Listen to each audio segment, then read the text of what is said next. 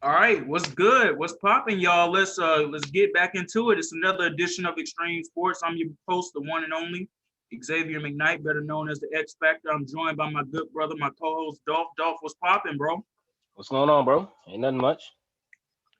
Hope everybody doing good out there, man. Since last time we came to y'all, COVID's looking like it's about to be a different type of situation for us. Look like we're getting closer to normal, which is always a good thing. But, we continue to send our thoughts and our prayers out to everybody that's still suffering and dealing with this virus and just dealing with all these different things out here in the world. But we're going to come through on the other end of this. We're going to see it through, y'all. But let's go ahead and let's get it kicked off tonight. We're going to start with some breaking news that happened about an hour and a half ago. The Dallas Cowboys and Dak Prescott have agreed to a new contract. Contract expected, or according to the terms that came out about an hour ago, 4 years, $160 million, $75 million in the first year with, I believe it was $126 million guaranteed. I'm gonna go ahead and I'm gonna let our good brother Lawrence kick this thing off. Him being the resident Dallas Cowboys fan he is. I hate it for him that he's a fan of a team that is an accident waiting to happen. But I'm going to let him go ahead and kick it off because I know he got to be the happiest man in the room right now. For sure. It was definitely weights off my shoulder. See that come across the phone. I just want to appreciate y'all for having me on here tonight. But believe that we back in contention, Easily the best quarterback in the division. Like, as soon as he signed that piece of paper, it was boom. It's not even like, are you dumb or are you stupid? But, we got the toys on the outside. Now we can try to, use the blood. If we can just touch the guard, if our defense can touch the garment of our Lord and Savior Christ, we will be all right. Dan Quinn, our defense coordinator. Oh, we got Quinn. See, my theory is not everybody is made to be a head coach. You might have success at like offensive coordinator, defensive coordinator, and because of the times we live in, people are like, oh snap, he did that job good. He can do this job good. That's not the case for everybody. Everybody not built like that. So what about go ahead. What about last year when he was the defensive coordinator for the Falcons? But he was also still head coach, right? Yeah, but he still called the scheme on defense. Yeah, but I'm saying just like sometimes like not everybody can multitask. You know what I'm saying? Okay. That's why they get paid the millions. okay. Not everybody can multitask. I understand. Like that's why you get paid and you should be able to do it. And he just get away with legal robbery because he can't multitask. Okay. That's something like he knew when he was like in elementary school. You can't do this. But he continued to want to do it. So I mean, I have to fault Arthur for knowing, like, bro, when you interview people, that's why we have them interviews. You got to be able to seek that out. But they weren't able to do that. And sometimes once you get fired, as a man, when you get that cut, when you get that first firing, maybe it's still out of fire under him. And all right, let's get back to basics. Okay. But I feel like with Dak under center, it's definitely better moving forward, at least within the division, I'll say. Okay. So I can say that confidently. But before anybody else chimes in, let me just say this really quickly. I think this was the best thing that could have happened for Dallas because now you can focus those draft picks on getting those pieces on defense that you need. Because for the past few weeks, what have we heard? Russell Wilson rumored to want to go to Dallas. And yeah, that would have gave you a better quarterback, but you would have had to give up so much more, especially with those draft picks, to acquire Russell Wilson. And at the end of the day, defense still wins championships. Tampa Bay Buccaneers, they proved that to us. I mean, Tom Brady deserves all the love that he's getting too, but that defense, Matt, y'all know. Dolph, you know it too. The biggest reason I thought the Bucs would win the Super Bowl was because of that defense, especially that front seven. But the Cowboys can now focus on that. And I believe with Dan Quinn now solely running the defense and not having to run the full team, I believe they'll at least be in a much better position than they were with Mike Nolan last year.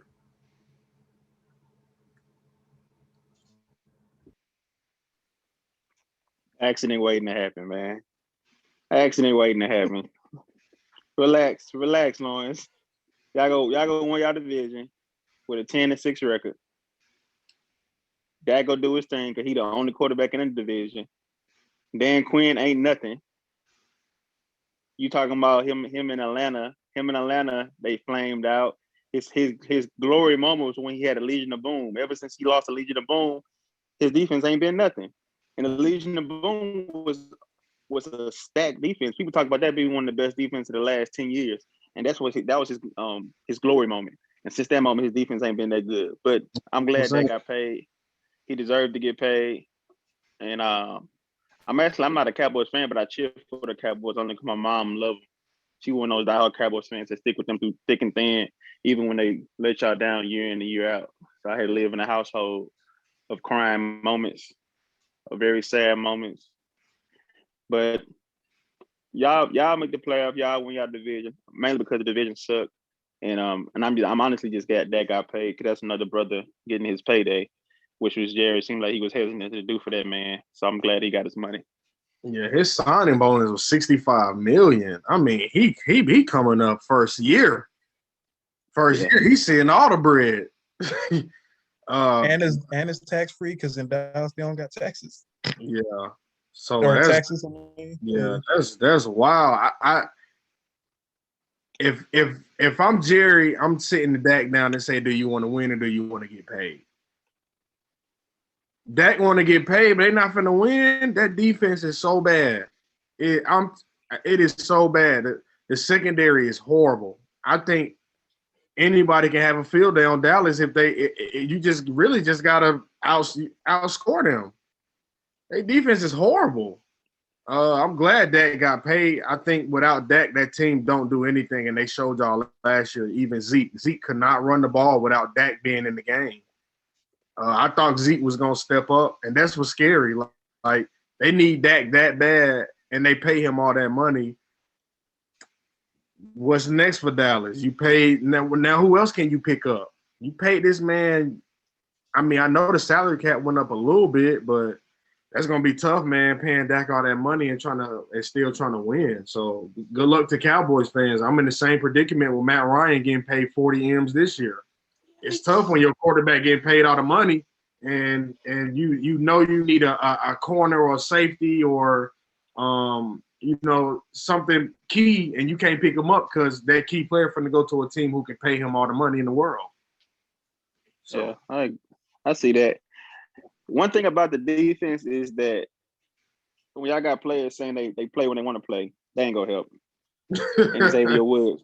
But Jalen Smith, DeMarcus Lawrence, like the ones that got the money. Van Der Esch, he ain't got his money yet, but he gonna get it soon. If they can afford him at this point. But y'all got some good players. It's just that they underperforming, honestly. Like DeMarcus Lawrence, ever since he got his payday, he ain't played worth the money yet. Jalen, same thing with Jalen Smith. So it's tough. It's gonna be tough on the defensive side, but I feel like if those key players step up, it can be better. And Zeke got to come in shape. He went to Cabo and found about 15 pounds there and brought it back to Dallas.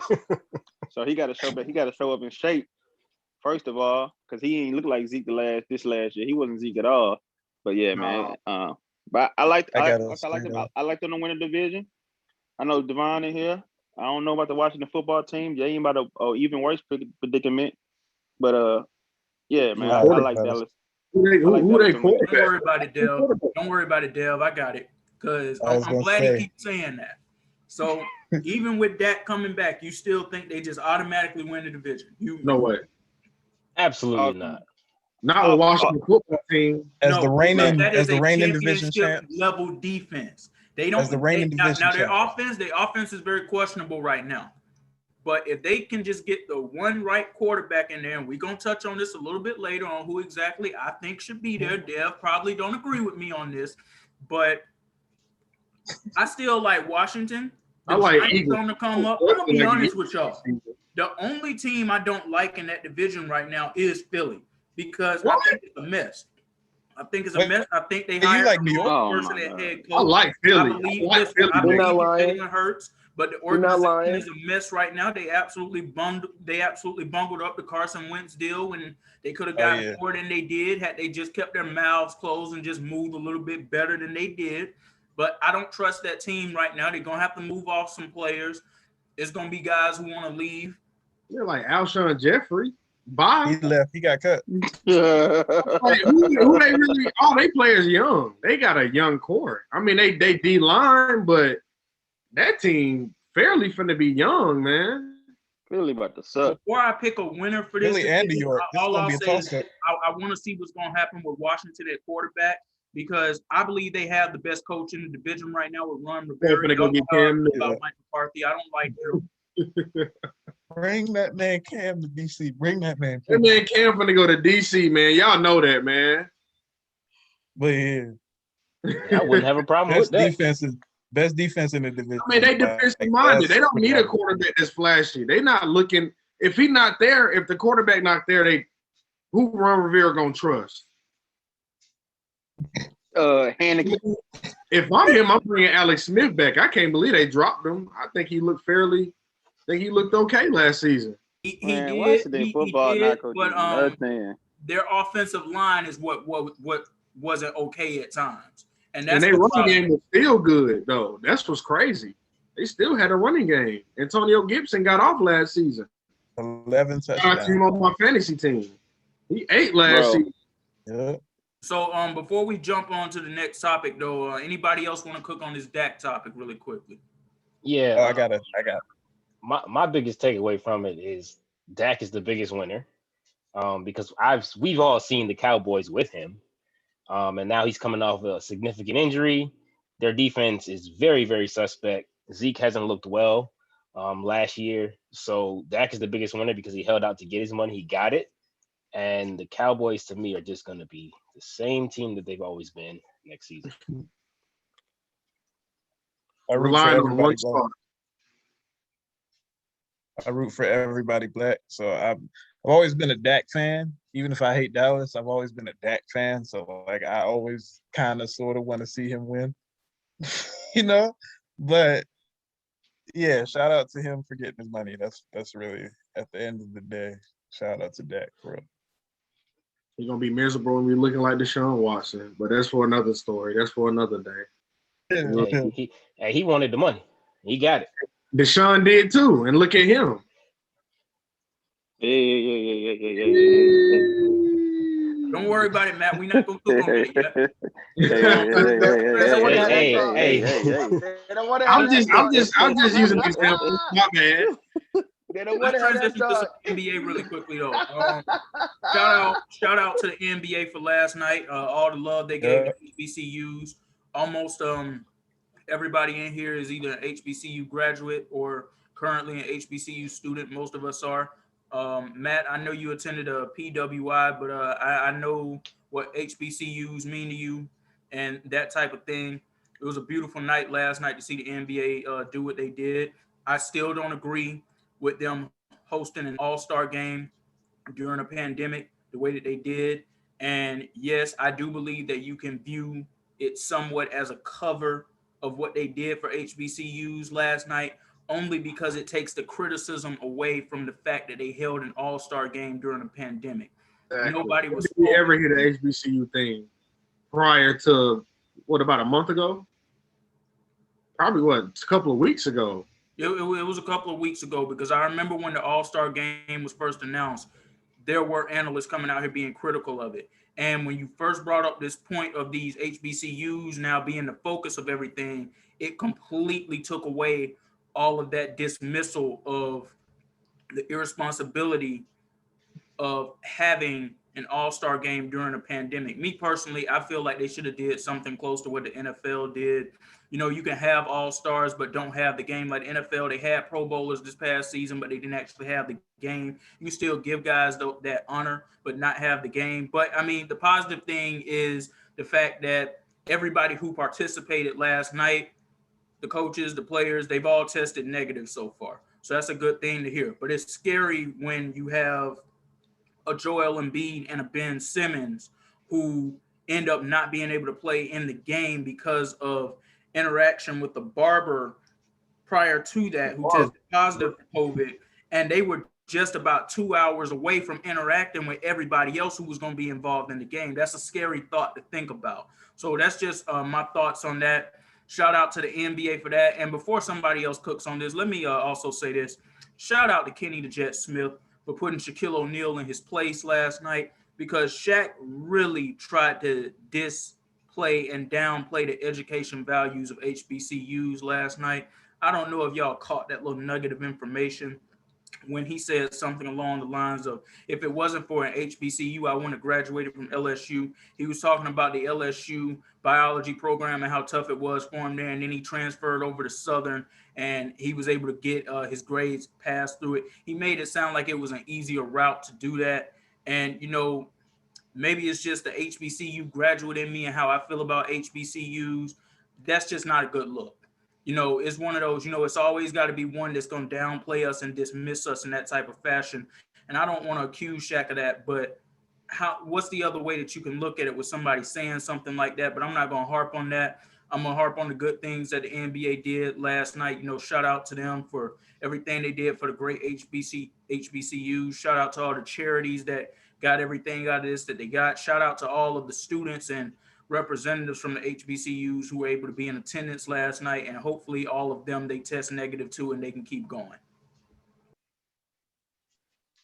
I gotta say, you know, HBCU graduate, Morgan State University, but I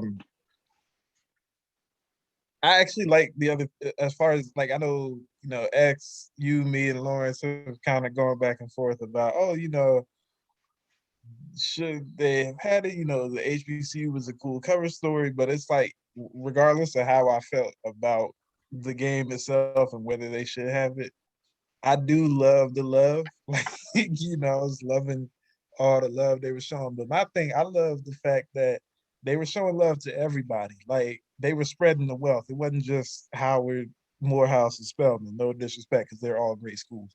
But, you know, they were, you know, Tennessee State was North Carolina Central, Winston-Salem.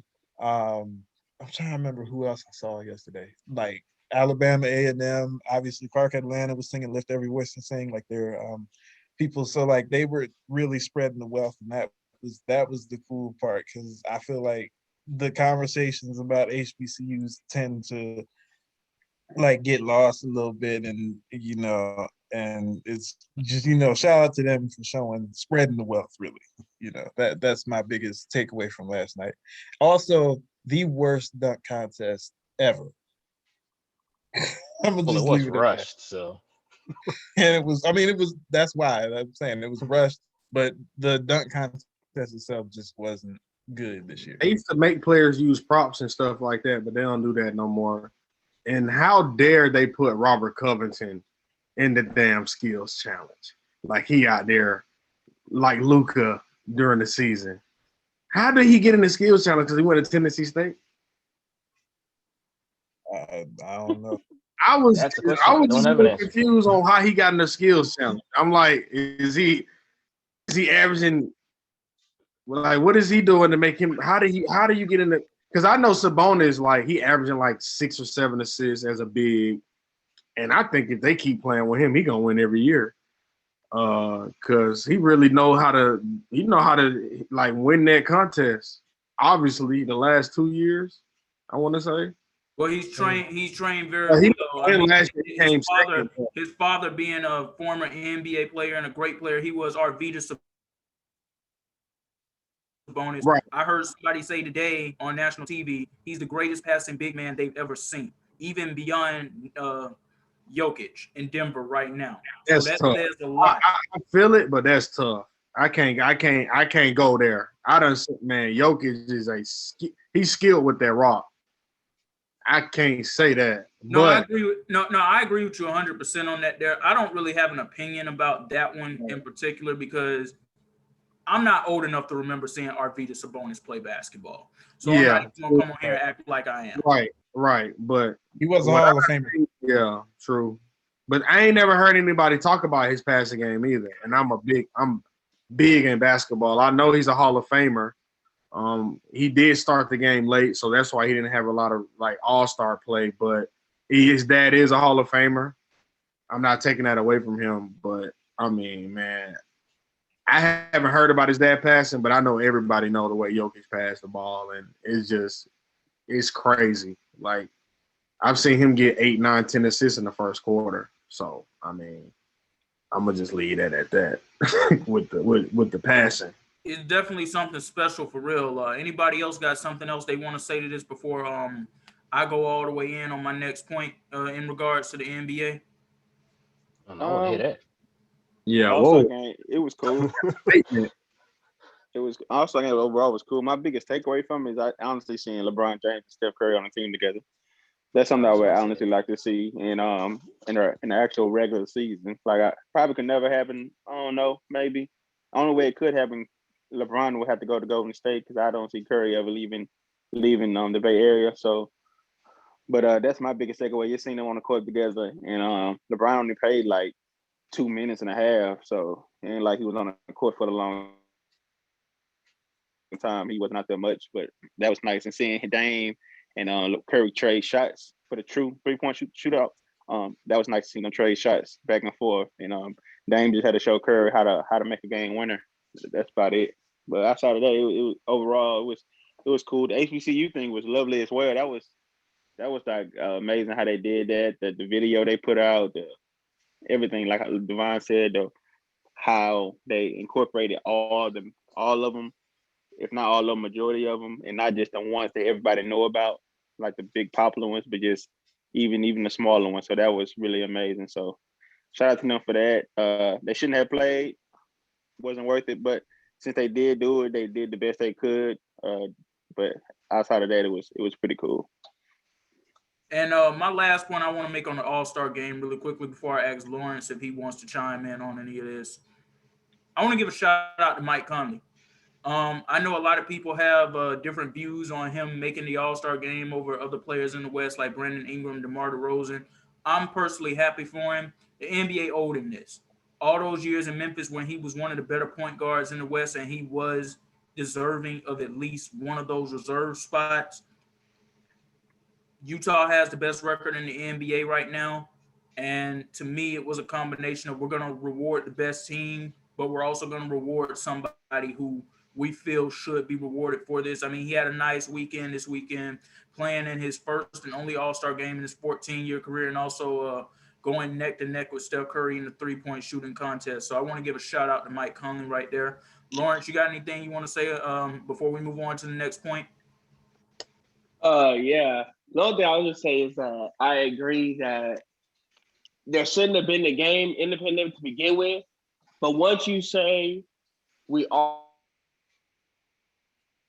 going to have a game, which goes all the way back to when they decided to resume play when the pandemic first started, you have to realize what goes into resuming a full season and all that comes with that. You just can't be like, all right, well, we just want to play this game here, this game there, and this game here, and then have a championship game and that be it, because there's more that goes into it. So with that taken into account, I believe like it wasn't really a cover for the HBCUs, because I believe like we talked about before, that money would have got donated anyways, especially with the climate that we're living in right now. I will say that if it was a big concern for the pandemic and for the health and safety of the players, with the example happened to Ben and Joel, that should have been brought up back before they even thought about resuming play and said, okay, what would an all-star game look like if we decide to have that? What will like the break time look like? What would those things look like? So there's fault on both sides of the league and the players union. Mike Conley been in the league for 15 years, and he only should have been an all-star for one time, to be honest. Mike Conley ain't no all-star, man. Cut it out, X. No. Cut it out. No, but he did say one time. He should at least got one. I'm saying if he wouldn't have got none, I wouldn't have blanked out. That's what I'm saying. That's all I'm saying. I like Mike Conley. I think he's a product of the generation he came in with. Because if he'd maybe if he'd have been like maybe a decade earlier, he'd have got in. More. But, I mean, Curry took his soul in 3 points. Like you're not beating out Russ, you're not beating out CP3, you're not beating out Steph. You're not beating up Dame.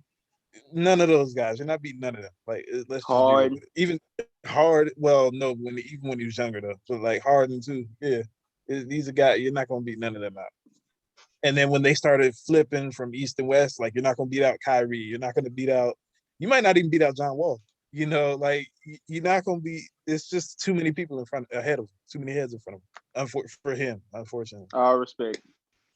You know, All respect to Mike. great player though. Great player. Yeah. Everybody needs a Mike Conley. All right. Now, speaking of guys who great players, or at least used to be a great player, used to be a superstar player, Blake Griffin is now a Brooklyn Net. And that now gives the Brooklyn Nets 4 players who are either currently or used to be considered superstars in the NBA, with them having Kevin Durant, James Harden, and Kyrie Irving. And now you add Blake Griffin to the mix too. And also they have a very big mix of role players. Matt, Dev, Law, y'all know how I already feel about this. I said, Brooklyn gets Blake Griffin, go ahead and hand him the trophy, and I feel the same way, but I'm going to sound off on something real quick because this is just how I feel about it. Players continually joining up and going on the same team with each other, and I'm going to just call it like it is. It's a bunch of bullshit.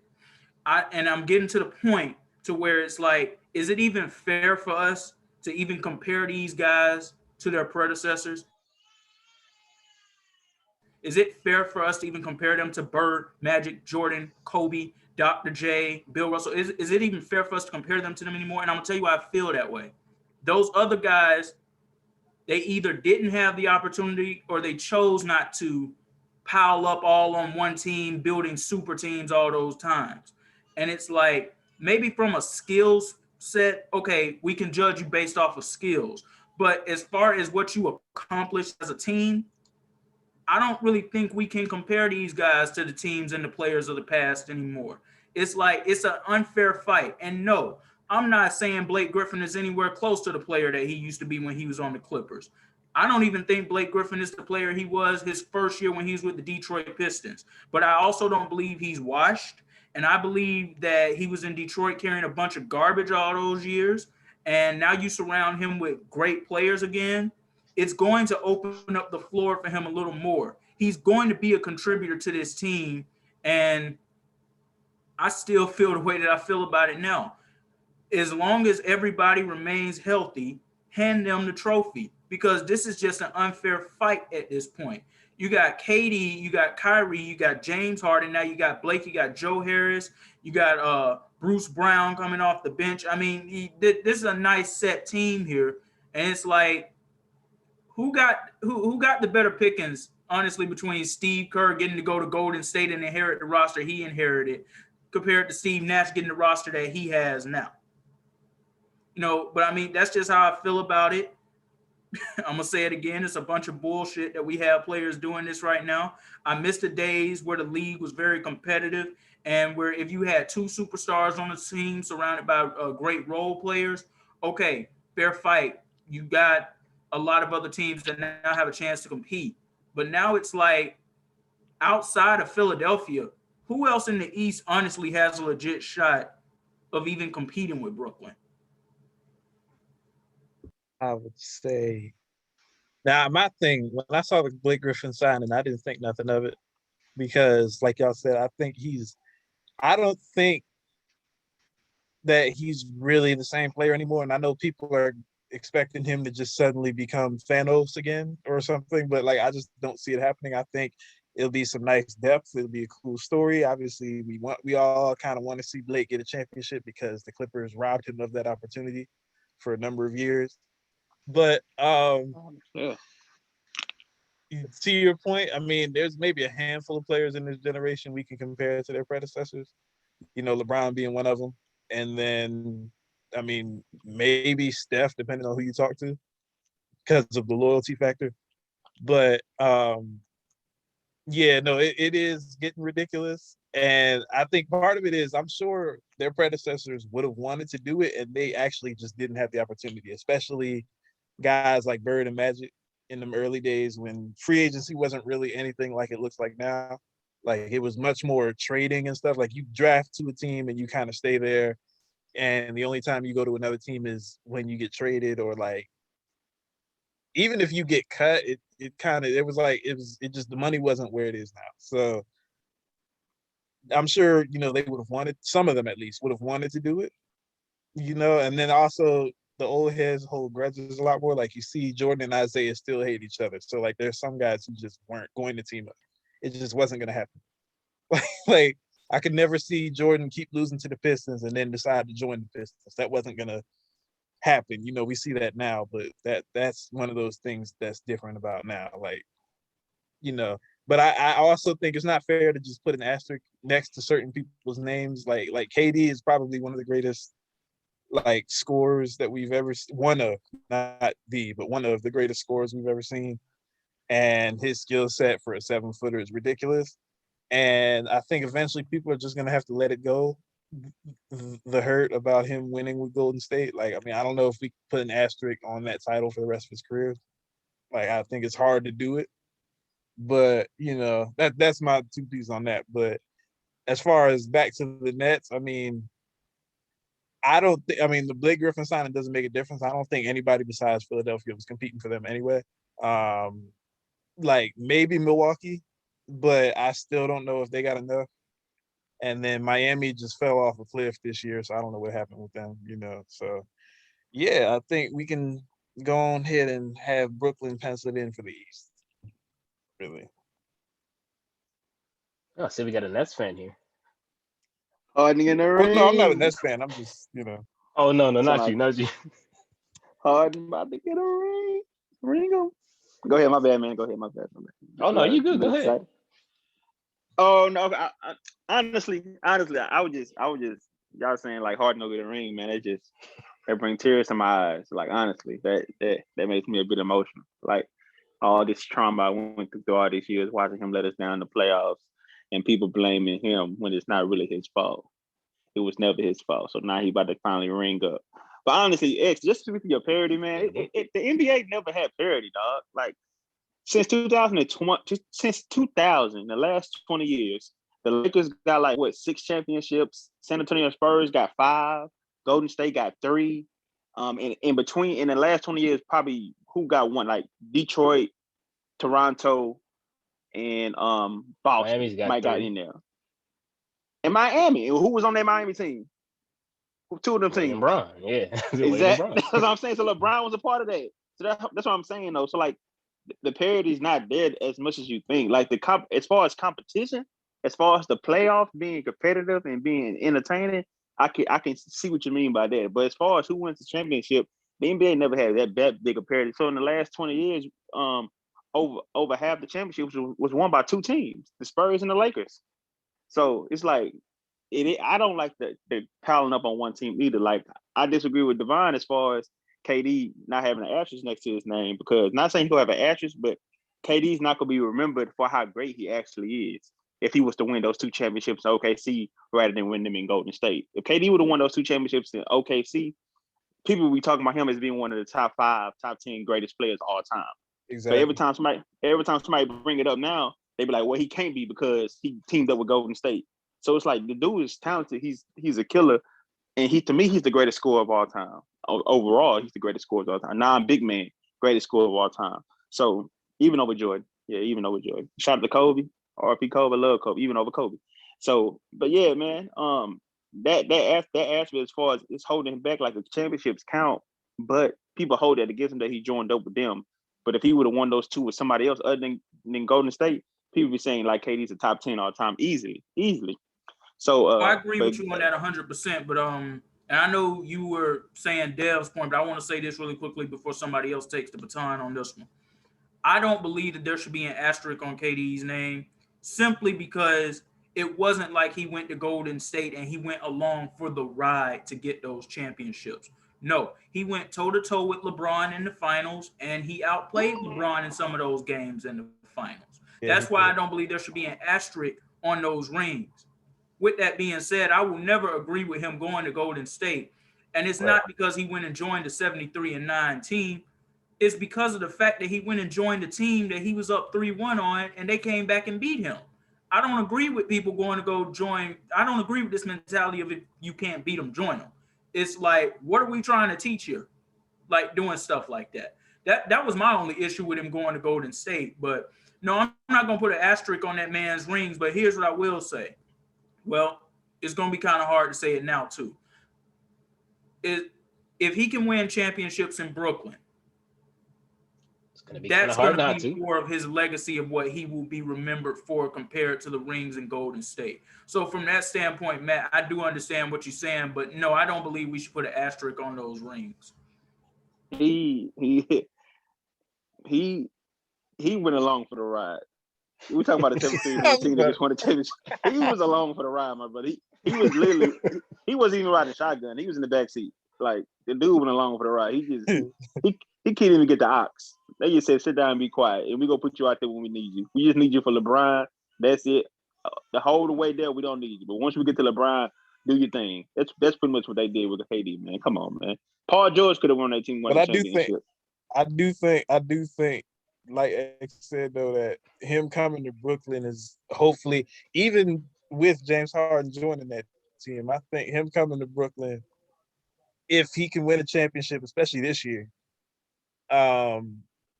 could do a lot to help him, I think. But bro, if they win the championship, James Harden's gonna be Finals MVP.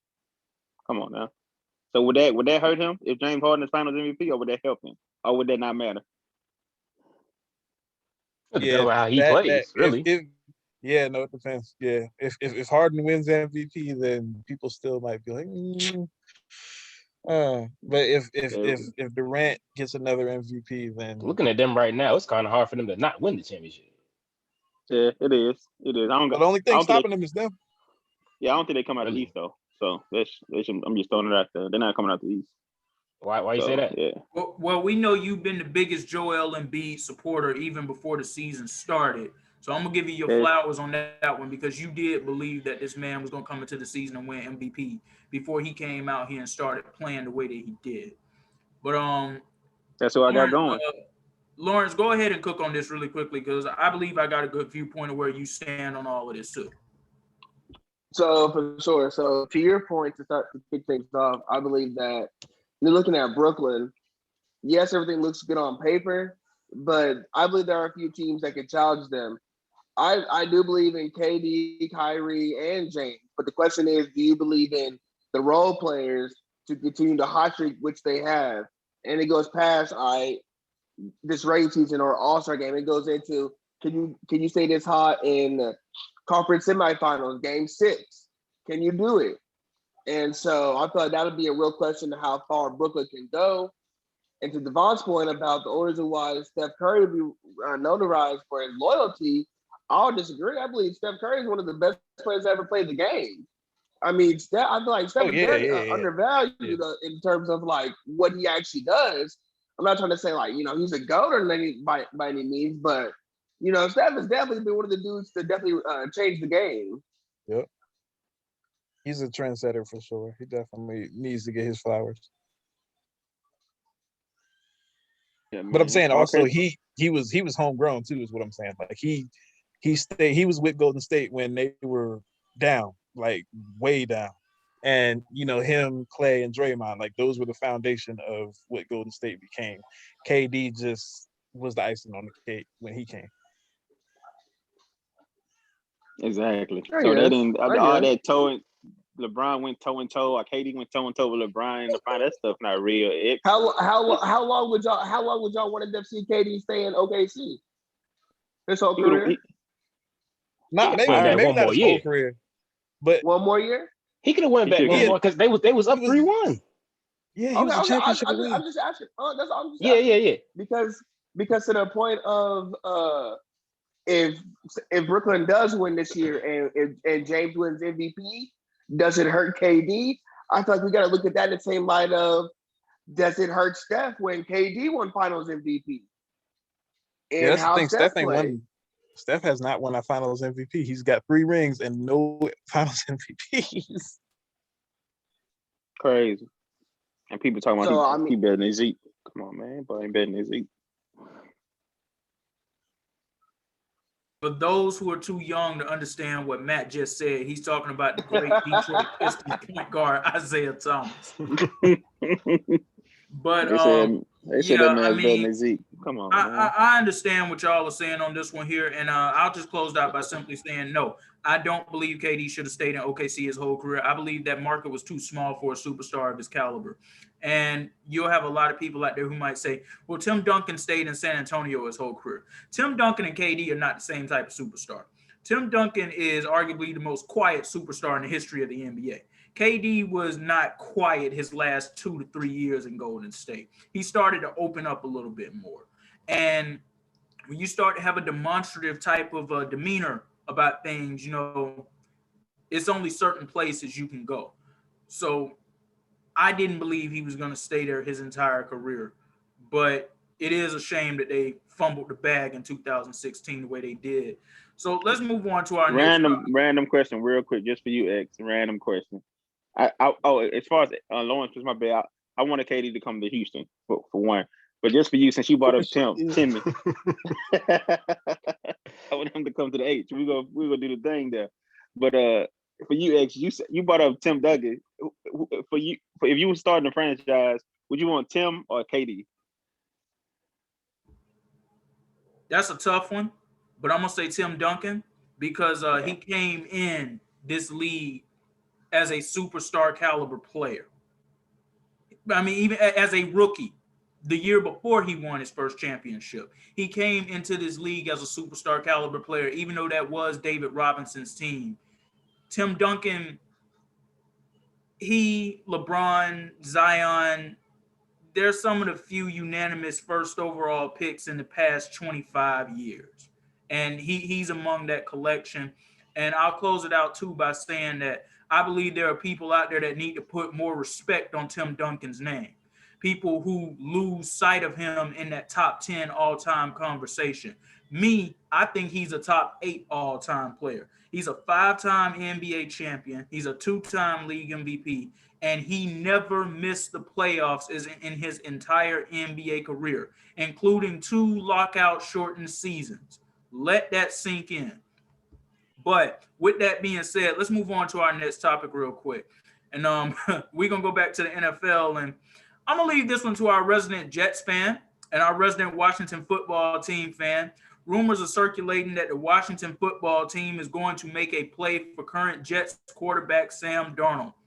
Like I said, Dolph, Dev, y'all have at it real quick because y'all already know how I feel about Sam Darnold. Y'all know I believe in the dude. I don't believe the Jets organization did anything to help him out in any way whatsoever outside of going to go get Le'Veon Bell, and that was a complete bust. Nobody expected. Because they're undefeated. That's why it was a bust. Nobody expected that to happen, but that was the most that they did to help him. They couldn't even retain Robbie Anderson to keep that dude happy over there. They're slowly starting to build that offensive line up now. I mean, y'all know where I stand on Sam Darnold. Dolph, you know how I felt about Sam Darnold coming out of the draft. I felt like that dude should have been the number 1 overall pick. Now, time doesn't look too good for me right now, but these guys are very young in their career. And personally, I believe the Washington football team getting Sam Darnold would catapult them even further in the NFC East. Y'all go ahead and cook on it. All right. So, as the resident Washington football team fan in the building, that's a hell no for me. You wildin'. I've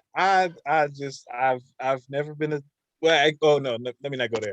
I actually was a Sam Darnold fan when he was at USC. Like I'm with X. I thought dude was a beast. I mean, I like Baker too, but like I thought Sam Darnold was going to be that dude.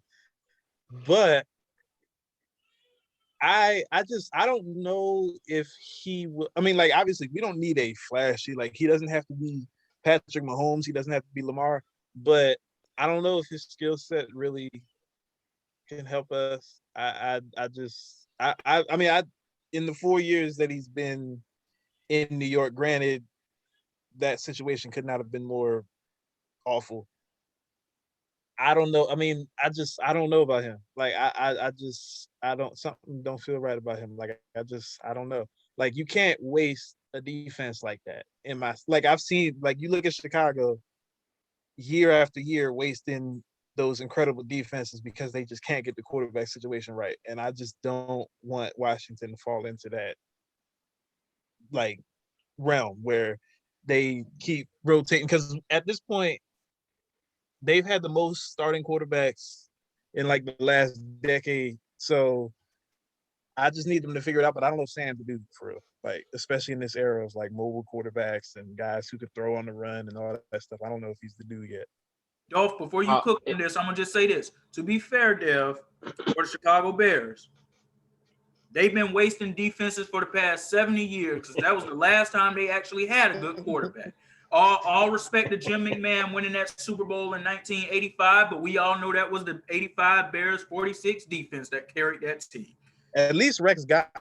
I was going to say, put some respect on my boy Rex Grossman. I'm just saying, at least Rex got there. Like, you know, and they almost won. To the point here, if I'm y'all, I'm taking them. Now, I wouldn't give too much for him because it's still too much of a question because we, like Xavier said, we did him no favors, drafting him and then literally giving him nothing in all 3 years. He had no offensive line.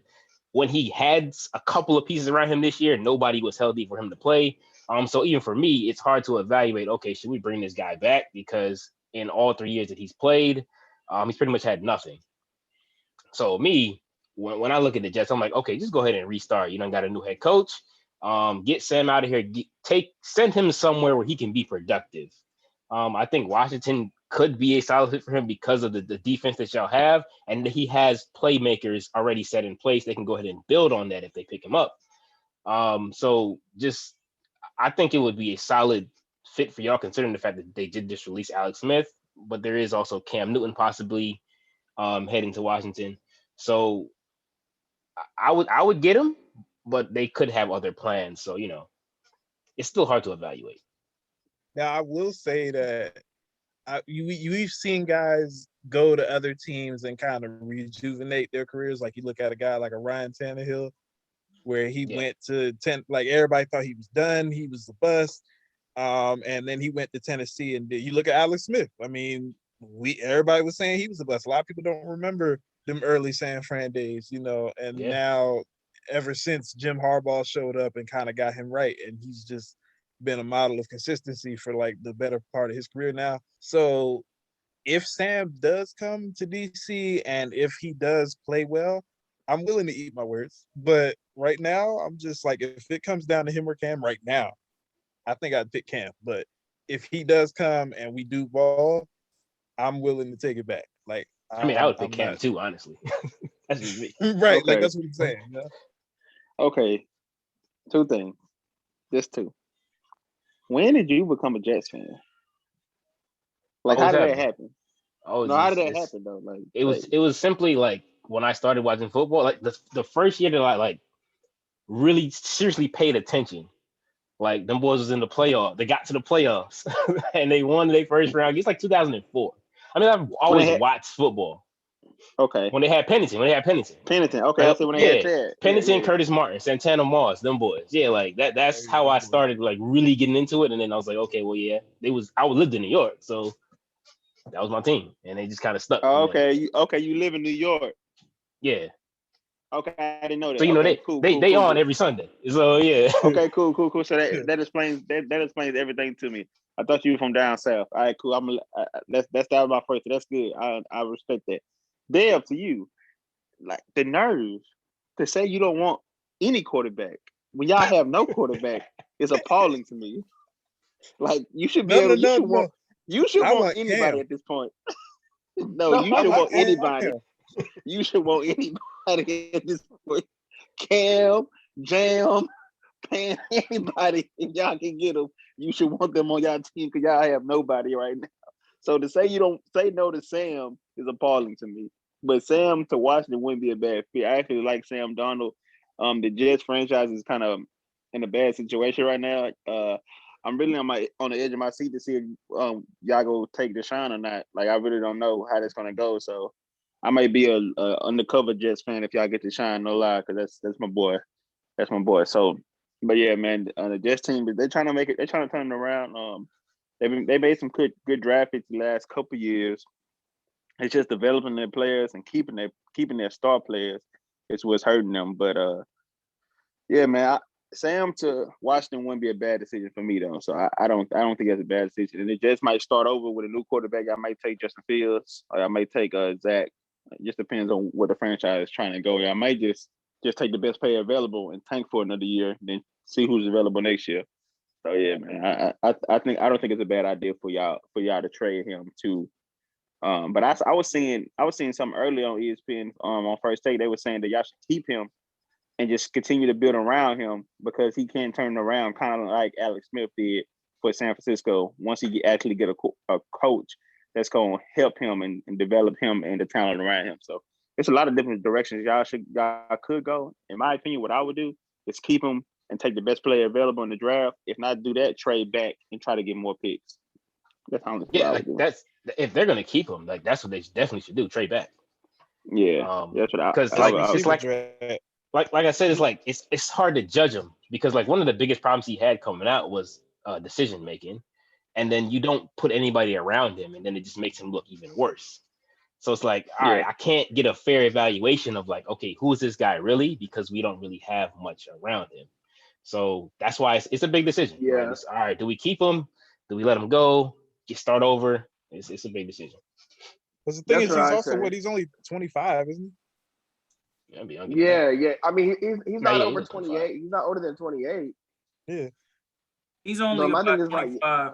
Lawrence, before you go in on this, here's what I'm going to say to Dev in terms of Cam versus Sam Darnold. I'm going to tell you at this rate why I would rather have Sam Darnold over Cam. Long term. Your defense is built to be long term. And I feel like you should be finding a long-term solution at quarterback right now. Now, you can go find somebody in the short term and maybe it elevates you to a level to where you can at least compete to be in the NFC Championship game for another year or two. But I feel like you all should be searching for a quarterback that you can go into, we got this guy for another decade. That's where I feel like that team should be with that. When you have pieces like Jonathan Allen and Chase Young, and you know those guys are there for the long haul, or at least that's the plan with the organization. So I believe they should be going long term with everything at this point. Let's not necessarily think in terms of one potential championship. Not that I think they're going to be a championship team anytime soon, but I'm just saying, let's not think in terms of one championship. Let's think in terms of dynasty. And when you start thinking like that, you have to go long term with things. And I honestly believe he would be good for you all in the long term. I believe in Cam Newton too, but I know he's not the long term option. I would say also don't forget about Montez Sweat on that line. Key player, amazing stud. Feel like he really doesn't get a lot of credit. He's dude. But man is a monster that makes it easy for guys like Chase Young to be the man child that they are. Mm-hmm. So that was a great pickup. I actually didn't know about him before. Yeah, exactly. I actually didn't know about Sweat before the season, but his play throughout, especially in that Pittsburgh game, really like opened my eyes about him. But yeah, I feel like Sam, like, you know, anybody, any sport, you really can't judge them when you give them mediocre hand-me-downs to operate with. I mean, it's bad enough, like you said, Dolph, that he doesn't have he struggled with decision making, and I just find it funny though for the white quarterback. If we being honest here, for the white quarterback, that those red flags aren't as red and as big. But you look at somebody like Lamar Jackson, everybody said he couldn't be a quarterback. But now you look and we see who ends up being the MVP, who has the MVP under their belt so far, even though none of them have a Super Bowl. Neither of them have a Super Bowl.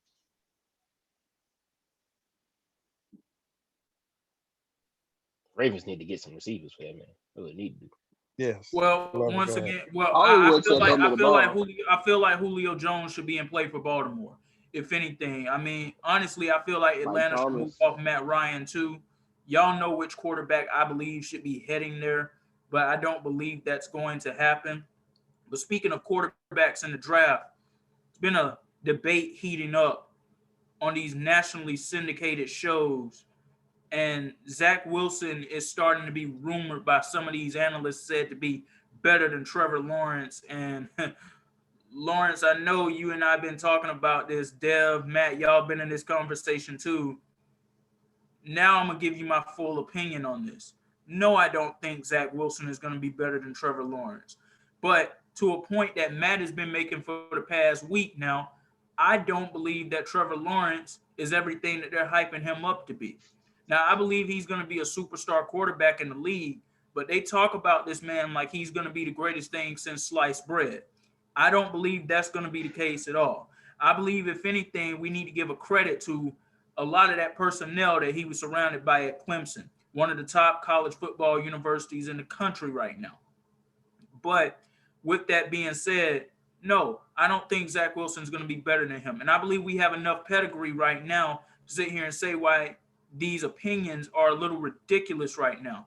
Every time we saw Zach Wilson play in a big game in college, he lost. Every single time he played against a ranked team, he lost. He didn't perform well in those big games. And, once again, he lost in those big games. We've seen Trevor Lawrence in big games. I don't understand how Zach Wilson automatically leapfrogged Justin Fields. We have seen Justin Fields in big games. We've seen him versus the Michigans. We've seen him in the Big Ten championships. We've seen him in the college football playoff. What Justin Fields did in the college football playoff against Clemson, one of the top-ranked defenses in the country, after he took a shot to the ribs to where everybody was like, he's done for the night. That's automatically what we were thinking. This man came jogging back out on the field, holding his ribs and everything, and gave Clemson everything they could handle and more. That's the heart of a champion right there. But he also showed you what he can do on the field from a skill set standpoint too. I don't understand how Justin Fields still isn't the number 2 quarterback prospect in this class right now. But it is what it is, because, so many times going into the draft, we think so-and-so is going to be this and they're going to be that, and they end up not being that at all. So time will tell what exactly all of these guys are going to become. But as things currently stand, no, I don't think Zach Wilson is going to be better than Trevor Lawrence. I don't think he's going to be better than Justin Fields either. Now, I'll give him the edge over Mac Jones and Kyle Trask and even Trey Lance. And I say that with respect to Trey Lance because I've never seen Trey Lance play a down of football. So I don't really know exactly what he can do. But I'll put Zach Wilson right there at number 3, but in no way, shape, or form am I putting him over Trevor Lawrence or Justin Fields. And Dolph, y'all got a lot to think about with that because all the rumors saying that the Jets are going to draft Zach Wilson. I know who I want. It's just about them actually listening to me. You know what I'm saying? Justin Fields. That's it. Justin Fields. But I will say that the part where Justin Fields fell off this year was the fact that he didn't really pop off the page. I felt like this year people were really expecting him to be that guy. And truth is, although they had a lot of games that were canceled, I mean, Justin was average. He did just enough. And when you got Ohio State talking about Trevor Lawrence weapons, you got guys at Ohio State getting open by 12 yards. I mean, it's pretty easy to throw that touchdown easy. So, I mean, I'm a Justin stan. I believe Justin should be number 2 quarterback off the board, but he didn't go out there and leave no doubt. There were definitely flaws in his games, and there were times where he made the wrong read. I think 2 things are working against Justin Fields. One, he's black. That's the main thing. So he's going to be judged harder than the white boys anyway. But the other thing, that Ohio State stigma, because Ohio State quarterbacks, kind of like Alabama quarterbacks, they got, like Lawrence said, I mean, you're throwing the receivers who are just butt naked in the middle of the field. It's nobody around, within 5 yards of you. So your stats are inflated. And then these dudes get to the NFL, whether it's been Terrell Pryor, Troy Smith, Dwayne Haskins, I'm sick of him. They just get to the league. They get to the league and just flame out, completely. And so I think that Ohio State stigma, even more than him being black, is working against him right now for that reason. So I think that's the main reason I think Zach Wilson is leapfrogging him in that respect. But then the other thing is, I think sometimes, X said, we never know with these guys. I feel like Trevor Lawrence, is going to be good, but I don't know if he's going to be what everybody is saying. Like, oh, like I mean, I it's hard to consider somebody. It's hard to recognize generational talent sometimes, but I think he's gonna be really good. But I mean, I don't know. And Zach Wilson, I definitely think it depends on the team. Like if he ends up somewhere like the 49ers, or if he ends up somewhere like Atlanta where he can sit behind Matt Ryan and learn, you know, I think he has a chance to be really good, you know, because he's got all the attributes.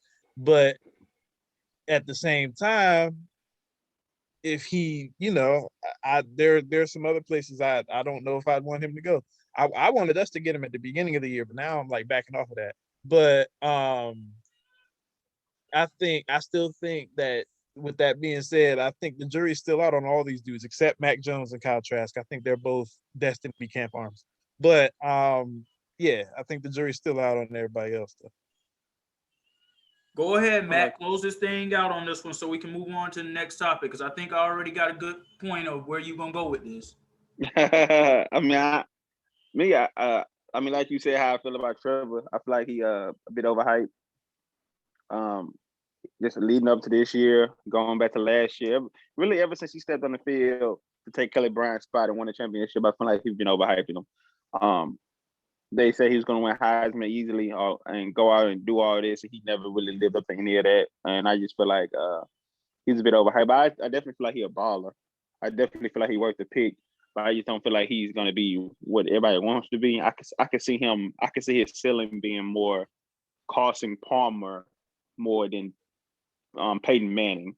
Like I think everybody sees him as Peyton, but I could see more Carson Palmer. And Carson Palmer wasn't a bad player. He was a damn good player. So I'm glad you said that like that too, because there's gonna be a lot of people who, when they watch it, be like, Carson Palmer, like they're gonna take it as a slight, but it's like, no. When Carson Palmer was finally surrounded around good personnel with the Arizona Cardinals, he showed you everything that he was supposed to be for most of his career. I mean, he was good in Cincy too, though. Like people sleep on him in Cincy. He wasn't a scrub in Cincy. He just is Cincy. Like, you know, remember him and Chad was doing work for a couple of years. Yeah. Yeah. You know, I mean, obviously his knee. Yep. Yeah. Like that's what I see more. USC. No, I was saying that's why I see more of him as Carson Palmer, that level of talent. And I actually think Luck is better than him. Trevor Lawrence. Luck was a baller, man.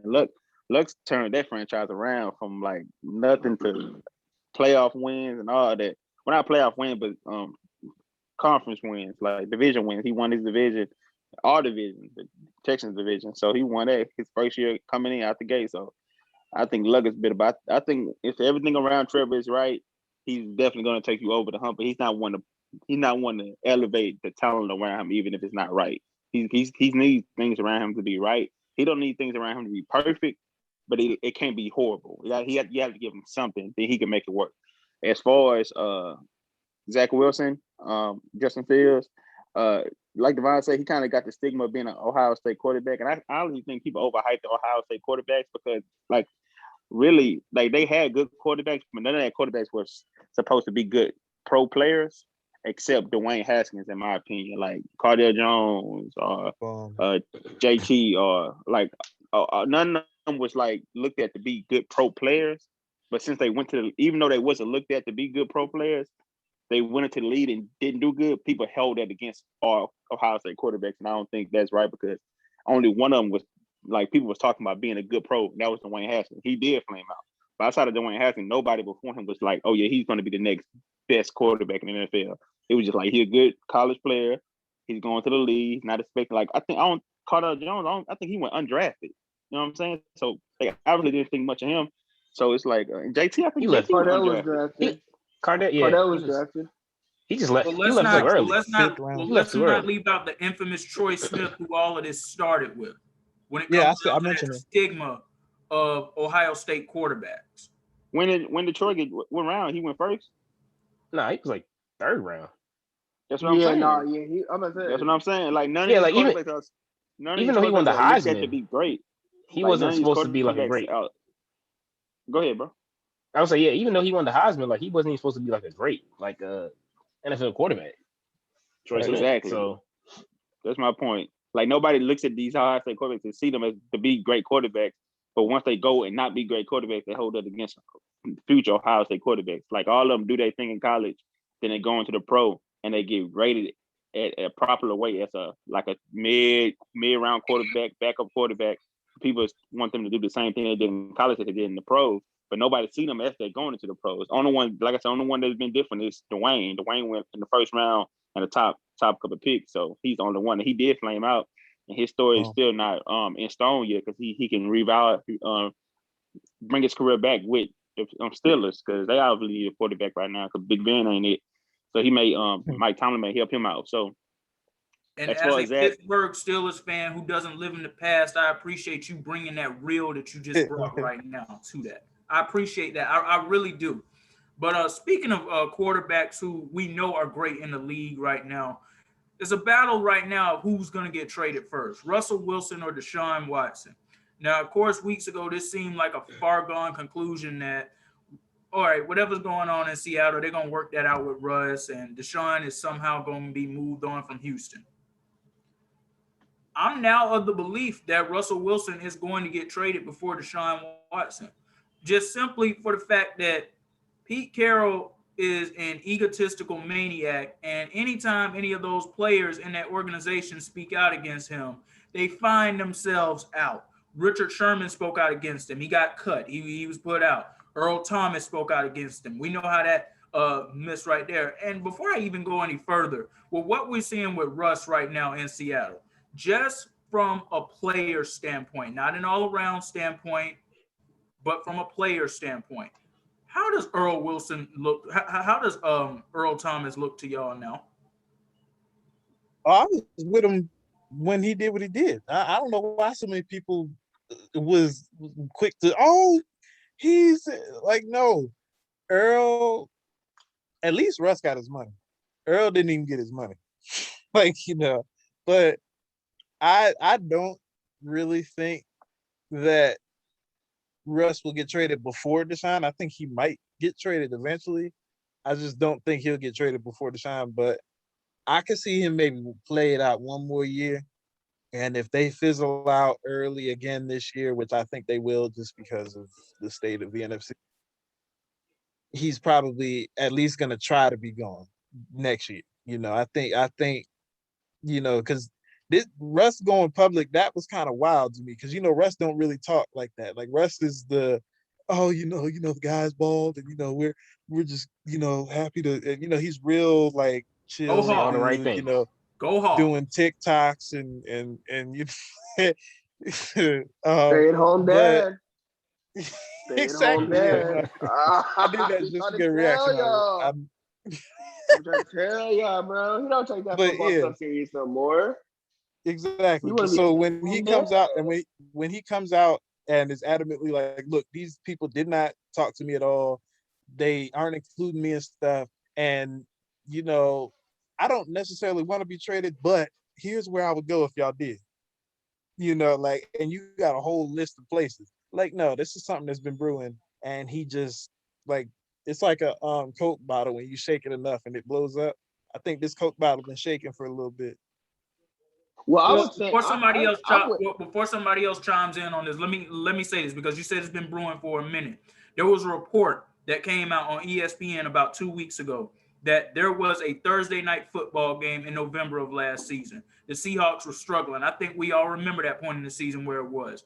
Russ, we thought he was going to be the MVP after about 5 weeks in the season, the way that he was balling. And then Seattle's offense just completely fell apart.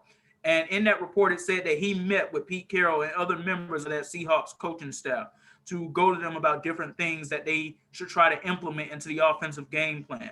He was completely dismissed, and he left out of that meeting, and he was very frustrated and pissed off. So, yes, this has been brewing for a minute. And then also included in that report was Russ went to the Super Bowl and sat next to Roger Goodell and watched as a 43-year-old Tom Brady barely got hit by an offensive line that just a year ago was basically in shambles.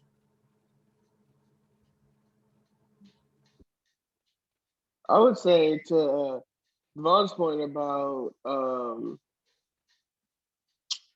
whether or not, Russ could get traded or not, I side with Marcus Spears and saying that, bro, until you actually come out and say, I want to trade, bro, come suit up, dog. Like, I ain't got time to play no games. Like, if you beat around the bush, bro, I can beat around the bush with you, bro. You talking about, I don't know, I would have done, I guess I don't know what you're talking about either then. Right. Like, we grown men, bro. Like, you grown enough to have these little TikTok dances with here on TikTok. You can be man enough to come talk to me when you want to get traded. Like, it's not that hard. Oh, man. Sean Watson came out and said, I want to trade. We've seen other people come out and say, I want to get traded. I believe Russell speaks English, so I don't know what the issue is. If you just talking about, man, if we play Madden 22 and I can go to any team, here are the teams I will play for sure, bro. Like, I can give you my gamer tag. But if we not talking that, I need you to show up to camp. Let's go get a ring. Mm-hmm. And then, like, there have been reports coming out talking about he met with Carol, like, they cool. So you need to pick what side of the fence he gonna be on. Because he know that bad boy lifestyle don't fit him. He a stay-at-home dad. He not built for no. He not built for no staying up like Deshaun. Deshaun don't care no more. Russell said, nah, bro, we can go to Starbucks tomorrow. I'm free. Well, let me just say this. I don't agree with you don't have to stay at home dad. That's you and how you feel about certain things with that. But I see exactly why he won't come out and go public with it. He doesn't want to mess up that squeaky clean choir boy image that he has. That's exactly what that is. Man, all right. So to your original question, who's going to get traded first? I don't think Russell's getting traded at all. And I don't want Deshaun to get traded, but I have to. If that's the question, I'm going with Deshaun because I don't think Russell's going anywhere. He's just making a fuss like he always would do. If I was them, I'd trade him because he make a fuss every offseason about what's wrong. They need to either fix it or trade him. Like 2 years ago, he wanted to go to New York. Then they gave him a new deal, and everything was okay. He played the season out. He was let Rush cook all that, and now he's talking about getting traded again. It's like, dog, how many offseasons we gonna have to go through this? Like, either y'all go fix what the problem is, or y'all move on. For him to say, I don't want to get traded, but if y'all thinking about trading me, these are my 14. That's like me telling my girl, I don't want to break up with you, but I got my own 4 other people if you keep tripping. Like. No, that is what it is. You keep tripping. Like, for real. Like, come on, man. Like, what is he doing? Like, I didn't kill her, but if I did, this is how I did it. Like, exactly. Like, man, I just think they just need to sit down and honestly fix what's going on. And Pete is, like you said, he has an ego. He thinks he won in college. He won as soon as he got to the pros. He probably feel like everything he does is right. And he kind of fumbled the bag on the Legion of Boom. Honestly, you couldn't come about it. Honestly, they did amazing drafting around that area, and they had a lot of talent. You couldn't pay everybody because you had too many star players, and people like once you win a Super Bowl and championship, people want to come get your players, so they go overpay for like Brandon Browner, I think that was his name. Man, he got paid like too much money to go be a number one, and that flamed out quick. Like, so like that happens. People want to get your players, so he kind of fumbled that situation. But as far as that, man, I feel like Russ, they're gonna get together, they're gonna work it out. He's gonna be back with the Seahawks, and he's gonna be saying "Go Hawks" again. Lawrence, I would think you got like a LeBron Skip Bayless thing with Russell Wilson, dog. Like, I feel like that's just your. Like, you just got something against him, dog. Like, I don't know what it is, but like, that's like you and him is like, I can't even explain. Like, I just got if you was to be on a national televised show, you would have to have him on one time, because that would be like a funny thing I would love to see. But yeah, man, that's what I think about it. He spend more time doing TikToks than he do making plays on the field. Well, I don't know about that. I was saying because he make all the plays now. No, there's one player. No. There's one player in the NFL who spends more time on TikTok than making plays on. Yeah. You know where I'm going with that's that. Your boy. That's your boy, Xavier. No, it is not. He about to be our. He about to be our Pittsburgh today. Y'all can take him. You need a receiver. I was about to say he about to be our WR too. Y'all about to Nah, pay him tonight he at can't come to midnight. New York, man. He gonna be No, on he TikTok coming to even more. right. I'm But just to saying he Matt's can't come to point, New York. to Matt's point, this is what I'm gonna say about what Matt said. I think it's different this time with Russ and the Seahawks because nobody expected them to lose in the playoffs as early as they did. Just going into that playoff weekend, Seattle was the second favorite behind Green Bay to win the NFC. Nobody was really putting stock behind Tampa Bay. And I went into the season saying, look out for the Rams, but I can't say that I thought the Rams were going to win that playoff game. And the Rams went in there and they vastly outplayed them. And they did this with John Wolford, not Jared Goff. Not that Jared Goff is really even anything special, but they did this with John Wolford. So that says a lot right there too. It just feels like it's a disconnect there right now with Seattle that I'm not sure can be fixed with Pete Carroll and Russ in that organization. And truthfully, we know what all this goes back to on the 1 yard line. When all you Just should give have that did man the was get the ball. ball off the Marshawn Lynch, and you put Russ in that situation, and Malcolm Butler ended up making the play that he made, and y'all ended up losing a Super Bowl. I mean, we know that that's what that really goes back to. You blame him for you agreeing to go along with a poor decision. Everybody knows what should have happened that day. Things have been flaky between them and Seattle ever since then, no matter how much they tell us or not. Richard But Sherman ain't let it go yet, and he's not even on the team no more. well, I mean, Like, I can understand why they won't let it go because, like, it's look at the time that was on the clock. If you Like, it hand was that ball off to that man and he runs that ball into that end zone, that is But you the would have. end of the ball game. That's it. It they'd It's is. the simplest decision. Like, have been I the feel like dumbest. Russ ain't get enough blame for that either though. Like I feel like he kind of skated in that situation. Like everybody blame Pete. Everybody blame everybody Gerald talked about Butler. how the offensive OC, everybody blamed them and everybody talked about how upset the defense was, like Richard Sherman and all them, but nobody really brought up Russell's hand in that situation. Like he should have like said, no, we giving the ball to Lynch. We giving the ball to Beast Mode. I don't care what y'all say. But like he kind he of could have went called that like audible. he kind of like went under the table and nobody said nothing about him. He should have. He should have called audible just like Matt Ryan should have called audible in his Super Bowl Exactly. when they kept Exactly. That's the other So, thing. yeah. He wanted to be a hero.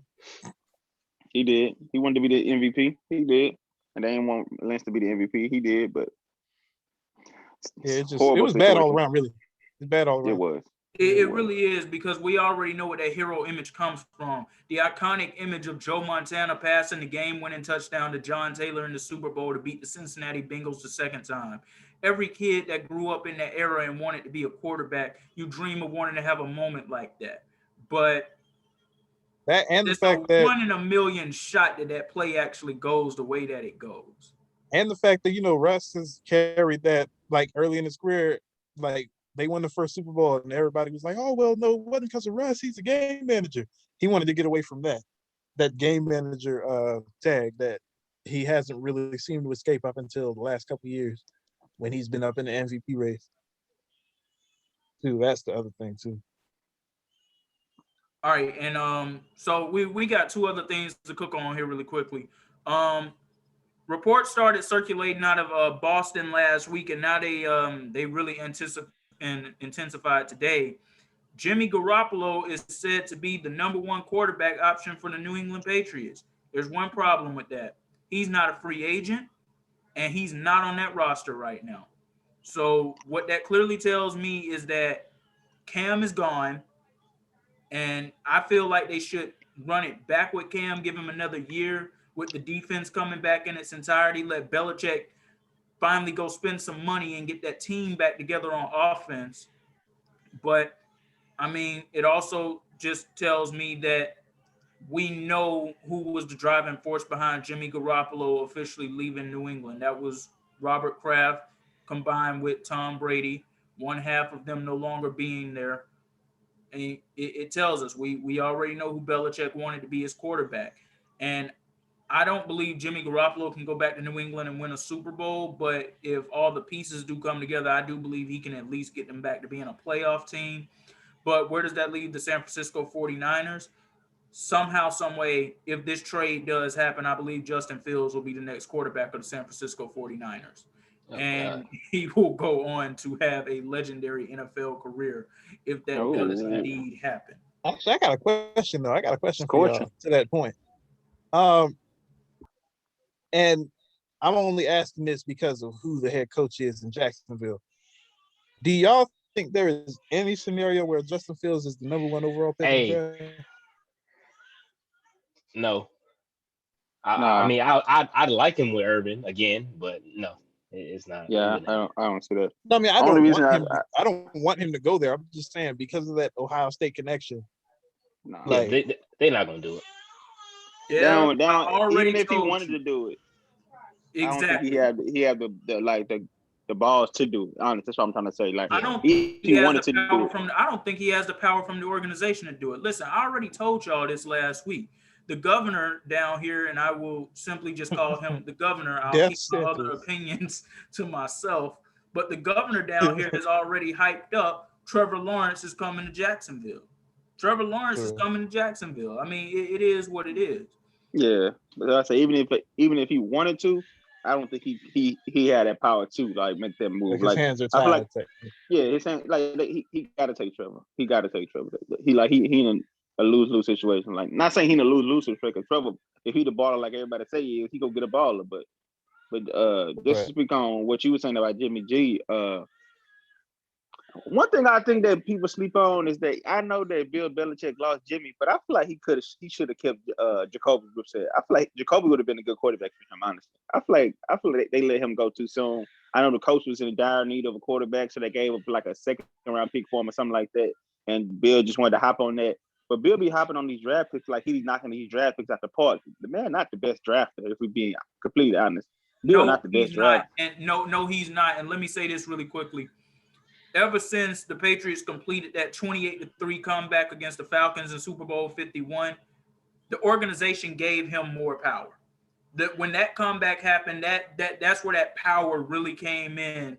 And yeah, as we can see, just because you're a great coach doesn't mean that you're necessarily the best evaluator when it comes down to picking talent too. I mean, the great Bill Parcells once said, if you have me doing the shopping, I want to be able to go out there and get some of the groceries too.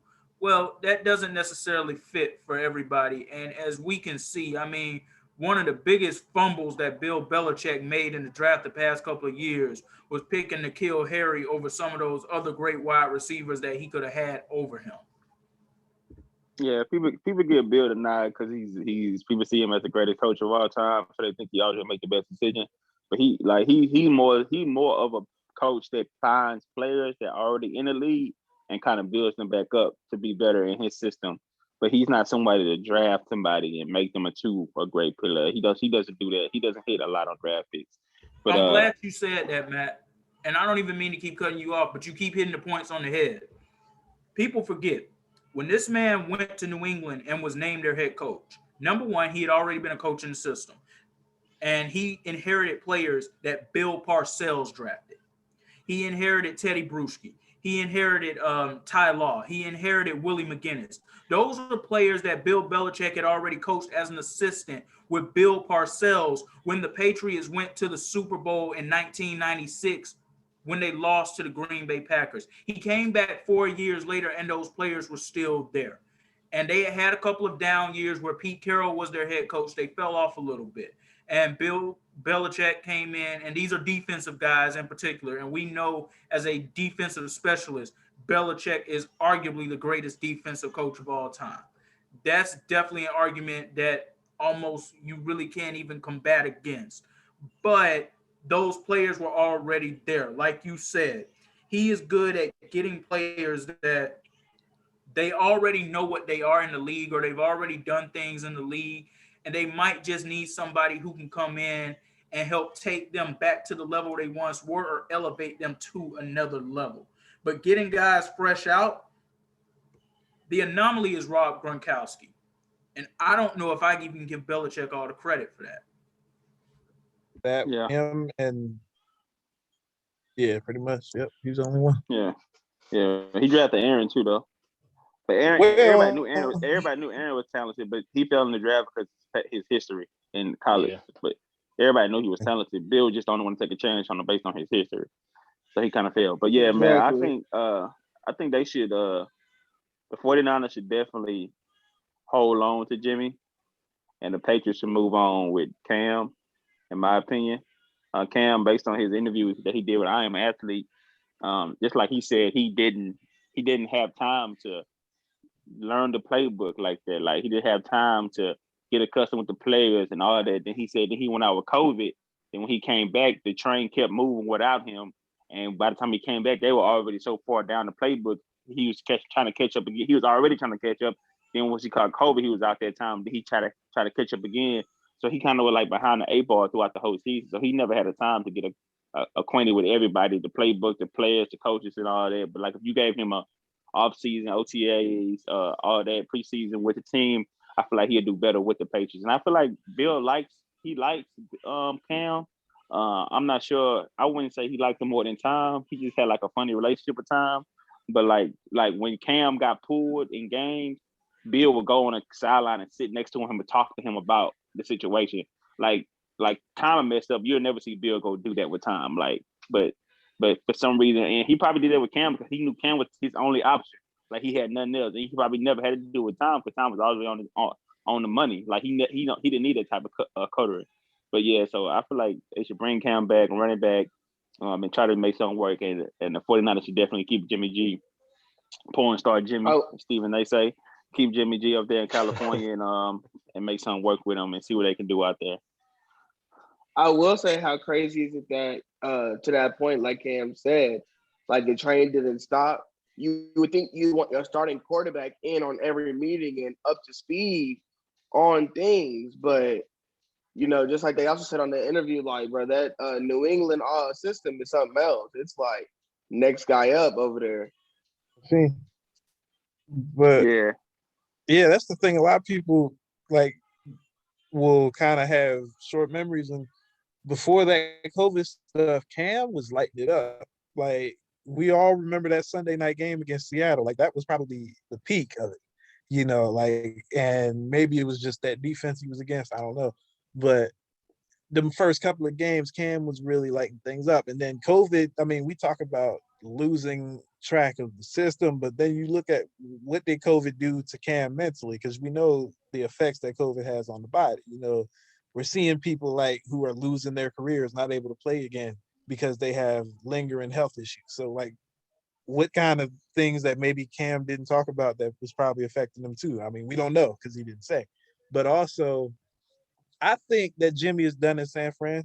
I don't know if he'll go back to New England, but I just think he's done in San Fran because it just seems like these little things have been lingering since that Super Bowl collapse, where like there have been whispers like, oh, is he the guy? Are we sure about him? Like what is it with him? Like I've been seeing that over the last year, and it just seems like, and then you hear stuff about, oh, they'll try to trade up to get Zach Wilson if they can.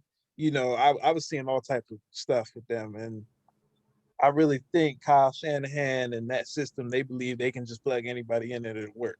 Well, never forget about the fact that there were rumors after that Super Bowl happened the way that it did last year. Yeah. There were rumors that they wanted to go get Tom Brady. Now that's saying a lot because at the time, 42 years old, wasn't coming off of his best season in New England by any stretch of the imagination. But the fact that was even floated out there was already telling that, okay, they don't believe in this guy long term. He got him to the Super Bowl, but he couldn't get him to the point where they were hoisting the trophy. Now, he gets a lot of blame for that, but I also believe you need to look at that head coach who blew his second Super Bowl. Exactly. I mean, the first one we already know. We already spoke on it. We don't need to speak on it again. And, this Super Bowl here as well blew that one too. Now, Jimmy, he deserves his blame too because that's a throw you got to make. You can't. Yeah, I was about to say you can't miss that throw. But as far as Justin Fields go, look, anywhere but Detroit. Anywhere but Detroit. That's just how I feel about that. That is an absolute mess. He don't want to go there and bite people on their kneecaps. The dude. I'm not That's gonna waste funny. any. I'm not I gonna can't- waste any energy talking about the dude and The the dude. man who wants to talk about what a true alpha is and all of that. Matt, you should have found that comment offensive. You being a brother of the Alpha Phi Alpha fraternity, quite honestly, him talking about what a true alpha is. A true Right. alpha I didn't is know. not somebody who talks about biting off kneecaps. Last time I checked. Dude said we're gonna Go ahead, Devon. Dude said we're gonna kick him. I know we shouldn't be wasting air time talking about him, but still, dude said we're gonna kick him in the teeth and stuff. And it's just like, bro, you gonna be doing all that kicking and screaming because y'all gonna be down in every game, bro. Like, stop it. Sit down, bro. This ain't I get what he was trying to do, but this ain't that type. This the NFL. He's a grown man, bro. And the sad thing is Detroit has some talented players that they can build around. They don't have to be as bad as we project that they're going to be, but their culture is absolutely horrible. But enough about them. Let's move on to some winners really quickly. Right. Who just trying to continue to keep their winning ways going. There have been rumors for the past month and a half now that Odell Beckham Jr. could be bound for Tampa Bay. Well, Tom Brady flat out has made it clear that he wants the Bucs to go get OBJ. So what's the likelihood that you all now believe that that's going to happen? I give it out of 1 out of 10. I give it a 6. Like I think it could maybe happen. If it happened, would I be surprised? No, but I just think the situation. I think it's more so the situation with Odell in Cleveland than Odell being in Tampa Bay. I think Cleveland just kind of they not really hot on Odell no more like they were when they first got him. It was kind of like a big splash when they first got him because they was like a losing organization. They didn't have any talent. Then they got Odell. It was like, oh, y'all got the best wide receiver in the league before he got hurt. And now, even though he hadn't had a good year in the last 3 years, but y'all got the best wide receiver in the league before he got hurt. Now it's like a big splash, but then he went down. And they still kept trickling without him and made it to the playoffs and won a playoff game. So it's like Baker plays better without him on the field. I don't know if it's pressure of getting Odell the ball. I don't know if the offense changes up, but he seems to be more free without Odell. But if I was Cleveland, I'd keep Odell and bring him back another year. Let him play with Baker, and I wouldn't send him to Tampa Bay mainly because I'm not helping Tampa Bay out. Y'all gotta go find your own way. We treating Tampa Bay like the Golden State Warriors when they got KD. We not trading with y'all. We not helping y'all. We not doing nothing for y'all. Whatever y'all want to do, y'all have to get it yourself because we not doing nothing. That's how I'm treating Tampa Bay Bucks. But yeah, man. But they got a lot of situations going on with them as far as contract wise anyway, because a lot of their key players are up and due right now. Like Shaq said it, he want his money. Like he not holding no. He said it after the parade, during the parade, even probably after the Super Bowl. I want my money. I'm looking for the bag. Don't try to short me. Don't try to play me. I want my money. Matt, let me say this real quick because you asked me a couple of weeks ago. You asked me this weeks ago after that Super Bowl ended. You asked me, you said, do I think Tampa Bay is going to bring Shaq Barrett back? And I initially told you no. And the reason I told you no is because I thought J.J. Watt could have been in play for Tampa Bay. That steam kind of died off about a week later. And then the Von Miller rumor started circulating, and I'm like, oh, if Von Miller is really available, he'll end up going to Tampa Bay because I could see him being like a mercenary type of option. Now the rumors are back out saying, oh, Denver actually wants to bring him back. So I believe that that's over with too. If anything, here's what I believe happens. I believe that Levante David will be back, whether they sign him to the tag or whether they sign him to a long-term deal. I believe they're going to do everything possible to get Shaq Barrett back. And the guy who I believe is going to be the odd man out is Chris Godwin. And that's why I believe Odell to Tampa Bay is a real thing that really could happen. Is Odell a free agent, or are they gonna have to trade for him? No, they're gonna have to trade for him. Yeah. They gotta trade him. Losing Chris Godwin not a bad thing to me though. Honestly, like you got Mike, you got AB. If you bring AB back, you still got Gronk. If you bring Gronk back, you got Cameron Brake, and you still got OJ if he come back healthy at tight end. And you got Scotty Miller. So I think losing Chris Godwin honestly not a bad thing. So if somebody's trying to offer him number one money, I say the best to you, my brother. Go get paid. You got your ring. Go get paid. Take care of your family for the rest of your life. I agree with you on that because there were a lot of times where Godwin and Brady, they were out of sync with each other. Take the injuries out of it. It was times where it was like Did he run the route read? Did Brady miss the throw? Like they were out of sync quite a bit with each other. And Chris Godwin and Mike Evans, they were said to be the best wide receiver tandem in the NFL when Brady signed there, and they didn't look like that at all this year for much of the time. If anything, it looked like AB and Mike Evans might be forming their own wide receiver duo tandem right there. And yes, I do believe Antonio Brown will be back in Tampa Bay. Now, as far as what do I believe he will do production-wise, something similar to this year. I don't believe we're ever going to see him go back to being the AB that he was in Pittsburgh, just simply because I believe age and attrition catches up with everybody. But And the I law. believe they have enough right now. But let's just be honest. Tom Brady is trying to reap the benefits of everything that he did not get to sow in New England outside of those years where he had Randy Moss and Wes Welker on the same side of the football. That's all this is. That's really all this is. He's trying to cash in on his last year or last 2 years in the league, because I don't believe it goes beyond 2 years. I really don't. I could be wrong, because I there's no way, if you asked me 5 years ago, that I thought we would be sitting here at this point. No. But I don't believe he plays beyond the age of 45, and he's just trying to cash in as much as he can and go win as many more Super Bowls as he can, as long as he can play. And adding Odell to that offense, I think they do trade for him. I think that they'll at least try. They'll die trying. And I don't think AB comes back. I think Shaq Barrett probably gets a franchise tag. Because obviously, He might sit out. but If they I tag do him, he think might they sit try to out. get Odell. I mean, no, I know he will, but I'm just saying that they're not going to give him no long-term deal this year. Like, Yeah, he might sit out. If they tag him, don't lie. if the option for comes that down to him or exact Levante reason. David, it's Levante David who I believe they'll put the tag on. I mean, the deadline tomorrow, right? The deadline's at 4:00. So Yes. yeah, But they was talking it's about they might push it back. I don't know if y'all saw the story. okay. But it's supposed to be tomorrow, though.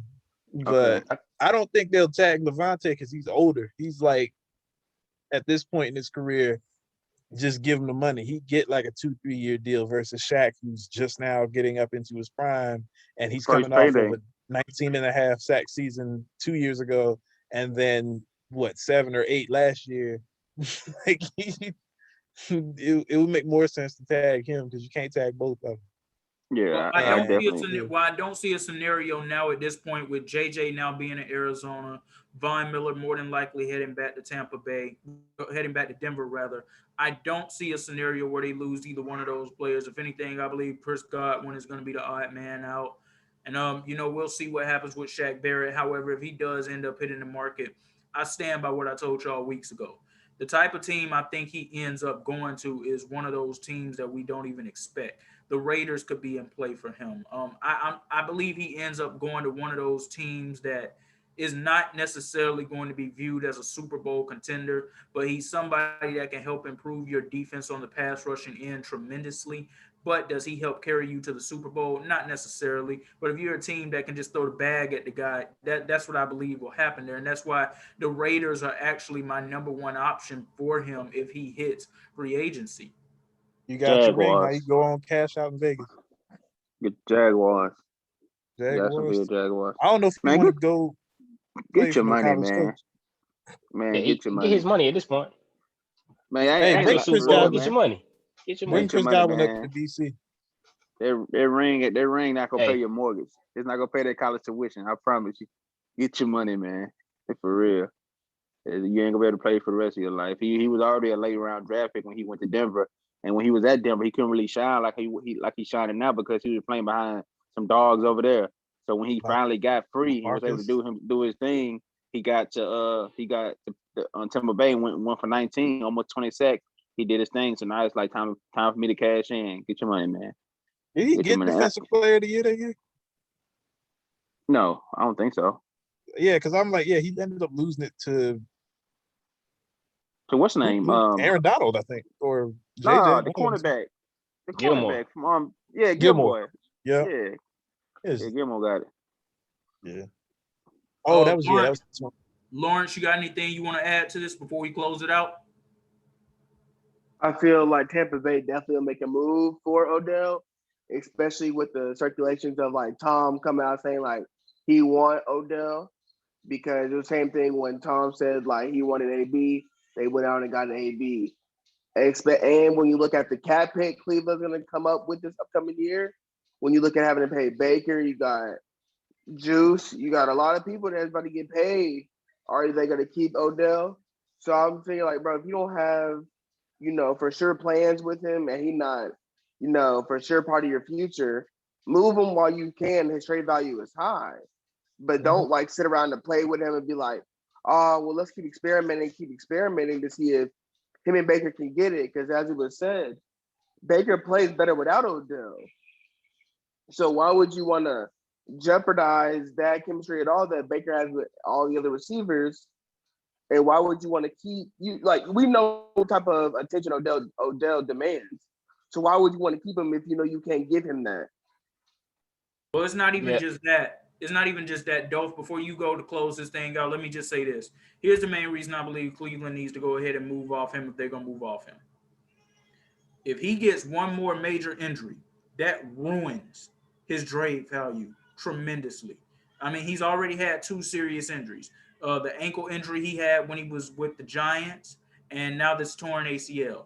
If you get a 3rd major injury, teams are going to move off of that. We're going to be like, okay. We're good on that. It's like, yeah, you're a superstar name, but even if you can come back and be a superstar player, how long is it going to be before Father Time officially kicks your butt just due to all of this wear and tear on your body? Yeah, I think he's done in Cleveland. Due to that first point you made, Xavier, and then also what Lauren said, he just kind of has no chemistry with Baker. Baker's played a lot better with everybody else. That trade value is high, so I mean, go ahead and like get what you can for him. And in Tampa, I mean, if Tom says that he wants him, they're gonna go get him. So we'll see what happens there. Listen to Tom. All the players he wanted was the key players in the Super Bowl: Lenny, Gronk, and AB. No matter the ones he wanted, and they was all the key players in the Super Bowl, outside of defensive players, of course. But offensively, they was all the key players. They still got to bring back Lenny, Lombardi Lenny, playoff Lenny, wherever he's going by nowadays. And they got to bring him back. And they're going to take care of that too, trust me. But that's going to do it for us on this episode of Extreme Sports. Want to thank the fellas for coming in and chopping it up with us, joining us. We'll see y'all back again real soon, man. But it's been great. Y'all be easy. Yes, sir. Y'all too.